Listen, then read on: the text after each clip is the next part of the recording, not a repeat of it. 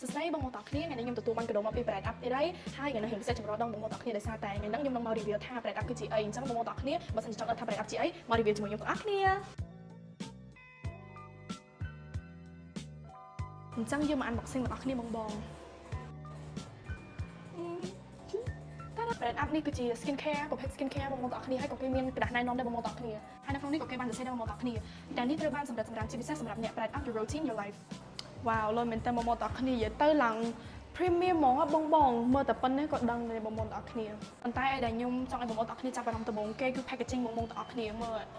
វាទៅឡើង premium ហ្មងបងប្អូនទាំងគ្នាសំខាន់ថ្ងៃនេះខ្ញុំពាក់កៅអៅដូចពណ៌ Brand Up ទៀតបងប្អូនទាំងគ្នាទាំងស៊ីហ្មងណាជាដំបូងនេះគឺជា Hydrate Booster Serum បងប្អូនទាំងគ្នាសេរ៉ុមនេះគឺជួយទៅបំពន់ស្បែកមុខបងប្អូនដែល dry ហើយអត់សូវស្រស់ថ្លាហើយថែមទាំងជាជ្រួញអញ្ចឹងបងប្អូនទាំងគ្នាអាចប្រើជាមួយនឹង Hydrate Booster Serum បានបងប្អូនទាំងគ្នាសម្រាប់ទី2វិញនេះគឺជា brightening cream បងប្អូនទាំងគ្នាសូម្បីតែ cream ក៏ជួយបំពន់ស្បែកមុខឲ្យផ្ដល់សំណើមខ្ពស់ដែរហើយគេបានចម្រាញ់ចេញពីរុក្ខជាតិល្អៗអញ្ចឹងទៅវាជួយបំពន់ស្បែកមុខយើងបានល្អមែនទែនបងប្អូនទាំងគ្នាហើយជាពិសេសគឺផ្ដល់សំណើមទៅដល់ស្បែកមុខខ្ពស់បងប្អូនសម្រាប់ទី3វិញនេះគឺជា hybrid sunscreen បងប្អូនទាំងគ្នា hybrid sunscreen ពី Brand Up នេះបងប្អូនទាំងគ្នាលុយត្រង់ថាគឺមានកម្រិត SPF 50និង PA+3 បងប្អូនទាំងគ្នានិយាយទៅជួយទៅការពារស្បែកមុខបងប្អូនទាំងគ្នាពីកម្ដៅ UV បងប្អូនទាំងគ្នាពេលចេញទៅក្រៅតែអត់ sunscreen ណាគឺដឹងតែជីវិតស្វាស៊ងបងប្អូនទាំងគ្នាព្រោះដោយសារ sunscreen គឺសំខាន់មែនទែនគឺជា type skin care ដែលសំខាន់ជាងគេបងប្អូនទាំងគ្នា